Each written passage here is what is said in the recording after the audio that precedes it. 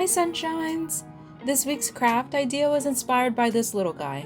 I picked him up at a yard sale for just a few dollars and I love him so much. First, I had to clean him off because he was a little rusty dusty. I thought to myself, what can I do with this Claptrap, because I could easily just put him on my desk and call it a day, but I like to be a little extra, so I wanted to create a home for him in my home. The best part of this craft is that you can literally use whatever figurine you have and just be creative with it. And I found this clear case that fit him perfectly. First, I had to measure out the grass I needed for the bottom of the case, and I just eyeballed it. You'll have to adjust it once you have the cover on because you'll need some extra space to make everything fit. Just a little tip, always start with bigger pieces and then cut it down, because once you cut it off, it's gone and is no turning back from there. Now that we have the grass taken care of, we're going to work on the background that is attached to the cover. I found this material that feels like a thicker kind of felt that's more rigid and flat like cardstock, but you could literally use any green material that you can glue things to.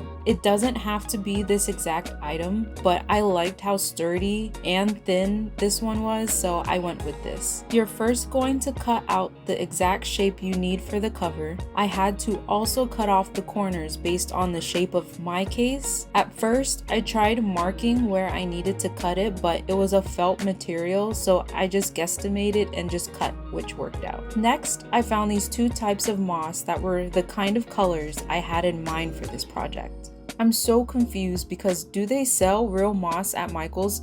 It had the weirdest texture to it and it literally felt like I just grabbed it from the ground outside. I probably only needed one bag, but I wanted a multicolor background so that it looked a little more realistic, and I love how well it worked out. The downfall is that you will have to glue each piece down. I just used a hot glue gun because that's what I have, and it worked pretty well. Warning, this part may take you a while, so make sure you have some good jams to listen to. This is how it came out, and I absolutely love this so much. Next, I bought a few bundles of fake flowers. I don't ever buy pink things, but for some reason, I thought it would add a cuteness to the background. So I did a mixture of pink and white flowers just to give it some variety, but still be cohesive. Make sure you buy different sizes of flowers so that it looks more natural, and stick to smaller than you think because my cover isn't that big. So some of the flowers I bought were way too big, but luckily I had enough tiny ones to make it work.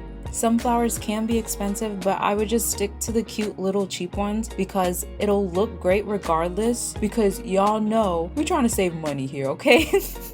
We're not trying to spend a lot of money over here. We finished the background finally, so now I'm attaching the background to the cover. I didn't want to glue it because I wanted it to be removable if I wanted to change it out, and also didn't want the back to look crazy with smeared glue because it is a clear cover. The tape I had wasn't the best quality, so it does peel up occasionally because of it. I do recommend, if you have a stronger kind of tape or better option, I would go with that instead. Remember, use what you have on hand to cut costs wherever you can. Lastly, I'm adding the rocks around Claptrap. These rocks were the only ones I could find at the time, but I did see a nice variety later on for cheaper rocks at the Dollar Tree, or honestly, you could just grab them from outside, but don't be stealing nobody's rocks from their yard. Don't get me in trouble now.